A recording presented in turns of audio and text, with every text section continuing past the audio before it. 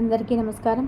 సీతమ్మ తల్లికి శోకాన్ని పొడగొట్టి ఓదార్పునిచ్చినవాడు, రామయ్య తండ్రికి సీతమ్మ జాడ తెలిపి దుఃఖాన్ని దూరం చేసినవాడు, రామ లక్ష్మణులను నీకు మిత్రులే కానీ వాలి పప్పగా వచ్చిన వారు కాదని సుగ్రీవుడికి శాంతిని కలుగచేసినవాడు, నీ అహంకారం నీకు మృత్యువుని తెచ్చిపెడుతుంది అని నిర్భయంగా రావణుడికి చెప్పినవాడు ఆంజనేయుడు. వాయుదేవుని అనుగ్రహంతో పుట్టినవాడు గనక వాయుసుతుడని పేరు. ఆంజనేయుడు శివాంశ సంబోధుడని శాస్త్రవచనం. శివుడి 11వ అవతారం ఆంజనేయుడు. హనుమంతుని జయంతిని సంవత్సరానికి 2 సార్లు నిర్వహించుకుంటూ ఉంటారు. ఒకటి చైత్రమాసంలోని పౌర్ణమి రోజు వస్తే, మరి ఒకటి వైశాఖ మాసంలో బహుళ దశమి తిథి నాడు హనుమన్ జయంతిని జరుపుకుంటాము. చైత్రమాసంలోని పౌర్ణమి రోజు హనుమన్ జయంతిని జరుపుకోవడానికి ఒక పురాణ కథ ఉంది. రాముడు రావణుడితో యుద్ధం చేసి సీతను తీసుకొని అయోధ్యకు వచ్చి శ్రీరామ పట్టాభిషేకం అయిన తర్వాత రాముడు ఇలా అనుకుంటాడు, నేను హనుమంతుడి కారణంగానే సీతాదేవిని తిరిగి పొందాను. అయోధ్య నగరంలో రాముడి పట్టాభిషేకంతో ప్రజలు ఆనందంగా ఉన్నారు. నాకు అన్ని వేళలా హనుమంతుడు సహాయంగా ఉన్నాడు. తన విజయానికి హనుమంతుని సహకారం ఎంతగానో తోడ్పడింది అని రాముడు చైత్ర పౌర్ణమి రోజు హనుమంతుడికి ఘనమైన సన్మానం చేసి ఆలింగనం చేసుకుంటాడు. నాటి నుండి ఆ రాజ్య ప్రజలు హనుమంతుడి ఘనతను దృష్టిలో పెట్టుకొని తమ రాజైన రాముడు ఆంజనేయుని ఏ చైత్ర పౌర్ణమి రోజు సన్మానం చేశాడో ప్రతి సంవత్సరం చైత్ర పౌర్ణమి రోజు శ్రీ హనుమాన్ విజయోత్సవంగా నాటి నుండి నేటి వరకు ఘనంగా వేడుక జరుపుకోవడం ఆనవాయితీగా వస్తుంది. చైత్ర పూర్ణిమను బజరంగ బలి జయంతి అని కూడా పిలుస్తారు. ఈ రోజున హనుమంతుని ప్రత్యేక పూజలు చేస్తాం. ఇలా చేయడం ద్వారా ఆంజనేయుడి అనుగ్రహం పొందడమే కాకుండా సమస్త పీడలు భయాలు తొలగిపోతాయని శ్వసిస్తూ ఉంటారు. అయితే ఈ చైత్రమాసం శుక్లపక్షంలో వచ్చే హనుమాన్ జయంతి నాడు మీరేం చేసినా చేయకపోయినా ఈ ఒక్క ఆకును తినండి చాలు. 1 గంటల్లో ఒంట్లో ఉన్న దరిద్రాలు పోయి ఆయుష్ పెరుగుతుంది, అపర కుబేరులు అవుతారని పండితులు చెప్తున్నారు. హనుమాన్ జయంతి రోజు ఈ ఆకును తినడం వల్ల మీ ఒంటికి సర్వశక్తులు వస్తాయి. హనుమాన్ జయంతి రోజు ఇది తినడం వల్ల మనకు చక్కని ఆరోగ్యం వస్తుంది. ఈరోజు ఎవరైతే ఈ ఆకును తింటారో వారు ఆయుష్ పెరుగుతుంది. చైత్ర పౌర్ణమి రోజు వచ్చే హనుమాన్ జయంతి రోజు ఏ ఆకును తినాలో ఇప్పుడు ఈ వీడియోలో వివరంగా తెలుసుకుందాం. అంతకన్నా ముందు మా వీడియో నచ్చితే లైక్ చేసి షేర్ చేయండి. అలాగే మా ఛానల్ని కూడా సబ్స్క్రైబ్ చేసుకొని మాకు సపోర్ట్ చేయండి. ఇక వీడియోలోకి వస్తే, ఆంజనేయ స్వామి వారి పూజలో ముఖ్యమైనది తమలపాకు. అసలు ఆంజనేయుడికి తమలపాకు అంటే ఎందుకింత ఇష్టమో, ఆంజనేయుడికి తమలపాకు అంటే సమర్పించడం వల్ల ఎలాంటి ఫలితాలు కలుగుతాయో తెలుసుకొని హనుమాన్ జయంతి రోజు తినవలసిన ఆకు ఏమిటో తెలుసుకుందాం. ఆంజనేయుడికి తమలపాకు ఉన్న సంబంధం గురించి పురాణాలలో కథలు కూడా ఉన్నాయి. ఈ కథలు విన్నంతనే సకల శుభాలు కలుగుతాయని పండితులు చెప్తున్నారు. ఫ్రెండ్స్, ఫస్ట్ అయితే ఈ వీడియోకి ఒక లైక్ కొట్టి మా ఛానల్ని కూడా సబ్స్క్రైబ్ చేసుకొని మాకు సపోర్ట్ చేయండి. ఇక వీడియోలోకి వస్తే, అశోకవనంలో ఉన్న సీతమ్మ వారికి హనుమంతుడు రాముల వారి సందేశం చెప్పినప్పుడు అమ్మవారు ఆనందంతో హనుమంతుడికి తమలపాకుల దండ వేశారట. దగ్గరలో పువ్వులు కనిపించగా అందుకే స్వామివారికి తమలపాకుల దండ అంటే ప్రీతి అని చెప్తారు. ఆంజనేయ స్వామిని తమలపాకులతో పూజించటం వలన అనేక ప్రయోజనాలు చేకూరుతాయి. మరొక కథనం ప్రకారం లంకా దహనం అయ్యాక హనుమంతుడి శరీరానికి గాయాలయ్యాయి. అప్పుడు శ్రీరామచంద్రుడు హనుమంతుడితో పక్కన కూర్చోబెట్టుకొని ఆ గాయాలపై తమలపాకును ఉంచాడట. అలా చేయటం వలన హనుమంతుడి గాయాలు బాధ పెట్టకుండా చల్లగా ఉండి ఉపశమనం కలిగించిందంట. ఇక అప్పటి నుంచి హనుమంతుడికి తమలపాకు మీద ఇష్టం ఏర్పడిందని చెప్తూ ఉంటారు. అందుకే హనుమంతుడికి తమలపాకు పూజ చేస్తే మనం కోరుకున్న కోరికలు నెరవేరుతాయి. ఒకసారి సీతమ్మ తల్లి అందించే తమలపాకులో చిలుకలు సేవిస్తున్న శ్రీరాముడి దగ్గరికి వచ్చిన ఆంజనేయుడు, శ్రీరాముడి స్వామి ఏమిటది, మీ నోరు అంత ఎర్రగా ఎందుకయింది అని అడిగాడు. అప్పుడు రాముడు తమలపాకు తింటే నోరు ఎర్రగా అవుతుంది, అంతేకాదు ఆరోగ్యానికి కూడా చాలా మంచిది అని చెప్పాడు. కానీ వెంటనే ఆంజనేయుడు అక్కడి నుండి వెళ్ళిపోయి కొంతసేపటికి ఒళ్ళంతా తమలపాకుతో కట్టుకొని గంతులు వేసుకుంటూ ఆనందంగా వచ్చాడు. స్వామివారు ఎక్కువగా తమలపాకు అరటి తోటల్లోనూ విహరిస్తూ ఉంటాడు. ఆంజనేయ స్వామి రుద్ర సంభూతుడు. తమలపాకులు శాంతిని ఇస్తాయి. అందువలన తమలపాకులతో పూజించటం వలన మనకు కూడా శాంతి సుఖము లభిస్తాయి. తమలపాకు ఎక్కువగా నాగవల్లి దళాలు తమలపాకులతో పూజించడం వల్ల నాగదోష శాంతి కూడా జరుగుతుంది. హనుమాన్ జయంతి రోజు ఆంజనేయ స్వామికి లేత తమలపాకుల మాలను వేస్తే రోగాలతో ఇబ్బందులు పడేవారికి త్వరగా గుణం కనిపిస్తుంది. స్వామివారికి తమలపాకుల హారాన్ని వేస్తే మంత్ర సంబంధిత పీడలు తొలగిపోతాయి.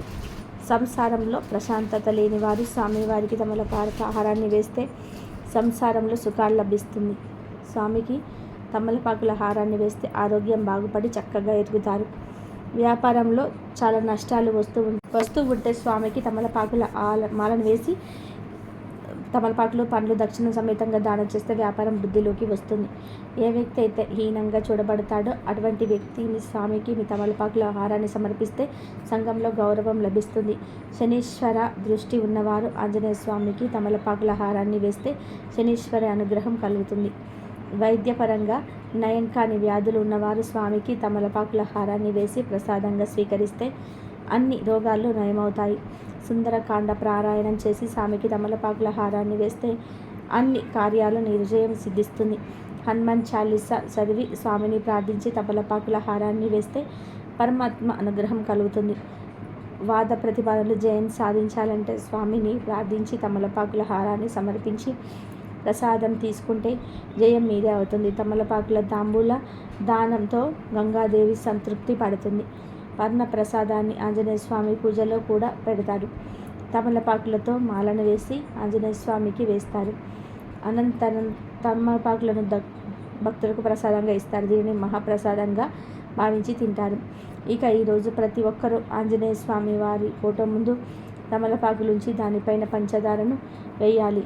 స్వామివారిని నిష్టగా పూజించి నెయ్యితో దీపం వెలిగించాలి. తర్వాత ఈ సంకల్పం చెప్పుకోండి. మీకున్న సమస్యలన్నీ కూడా చెప్పుకోండి. ఈ పవిత్రమైన రోజున హనుమంతుడికి అట్టి పండ్లను నైవేద్యంగా పెట్టాలి. ఇక అప్పుడు స్వామివారి పట్ట ముందు పెట్టిన తమలపాకును పంచదారతో సహా తినాలి. ఇలా తినటం వల్ల 1 గంటలో మీ ఒంట్లో ఉన్న దరిద్రాలు పోతాయి. మీ ఒంట్లో ఉన్న రోగాలు కూడా తగ్గిపోతాయి. హనుమాన్ జయంతి రోజు ఇది తినడం వల్ల మనకు చక్కటి ఆరోగ్యం వస్తుంది. ఈరోజు ఎవరైతే ఈ ఆకును తింటారో వారు ఆయుష్ పెరుగుతుంది. కాబట్టి హనుమాన్ జయంతి రోజున మర్చిపోకుండా ఈ ఆకును తిని ఆయుష్ను పెంచుకోండి. ఆనందంగా జీవించండి. హనుమాన్ జయంతి రోజు హనుమంతుడికి తమలపాకే కాకుండా రకరకాల పూలతో పూజ చేసిన హనుమంతుడు ప్రీతి చెందుతాడు. హనుమంతుడికి రకరకాల పూలంటే ఎంతో ఇష్టమో దానికి కూడా ఒక ప్రత్యేకమైన కారణం ఉంటుంది. అదేమిటంటే శ్రీరాముడు శ్రీరామ వంశానికి చెందినవాడు. అలాంటి సూర్యుడి వలన అనేక రకాల జాతుల మొక్కలు ఎదుగుతాయి. ఆ సూర్య భగవానుడు తన ఆ గురువు నుంచి వచ్చే కిరణాల వలనే పూలు వికసిస్తూ ఉంటాయి. అలాంటి పూలతో పూజలు అందుకోవడం తన అదృష్టంగా హనుమంతుడు భావిస్తాడట. ఆనందంతో అనుగ్రహిస్తాడట. అందువలనే హనుమంతుని వివిధ రకాల తాజా పూలతో పూజించటం ఎట్టి పరిస్థితుల్లోనూ మర్చిపోకూడదు. ప్రతి ఒక్కరూ కూడా హనుమాన్ జయంతి రోజు హనుమంతుని ఇప్పుడు మనం చెప్పుకునే విధానంగా పూజించి ప్రతి ఒక్కరూ హనుమాన్ జయంతి రోజు హనుమంతుని ఇప్పుడు మనం చెప్పుకునే విధానంగా పూజించి చెప్పిన ఆకును తిని ఆయురారోగ్యాలతో అష్టైశ్వర్యాలతో వర్ధిల్లండి. హనుమాన్ జయంతి అంటే హనుమకు ఎంతో ఇష్టమైన రోజు.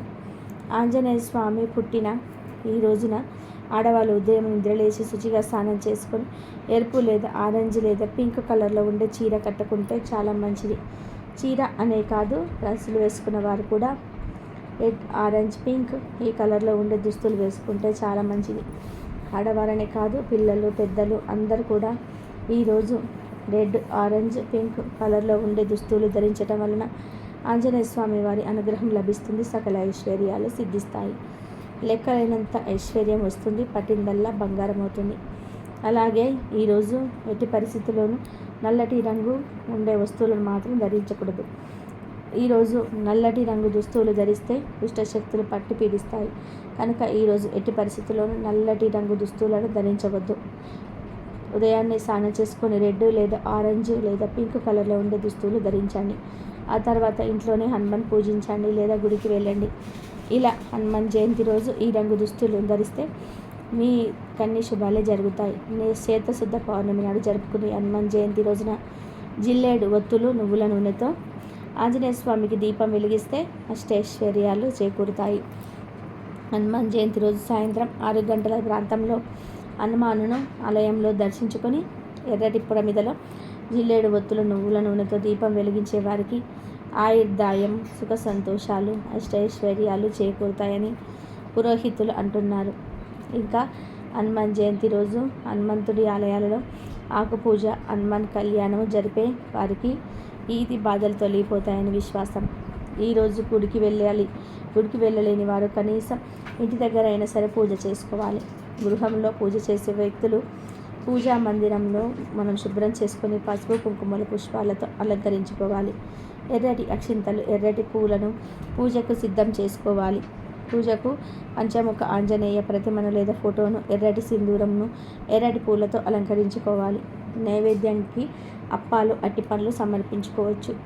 ఈరోజు హనుమాన్ చాలీస, ఆంజనేయ సహస్రము, హనుమత్ చరిత్ర వంటి సూత్రాలతో మారుతిని స్తుతించుకోవాలి.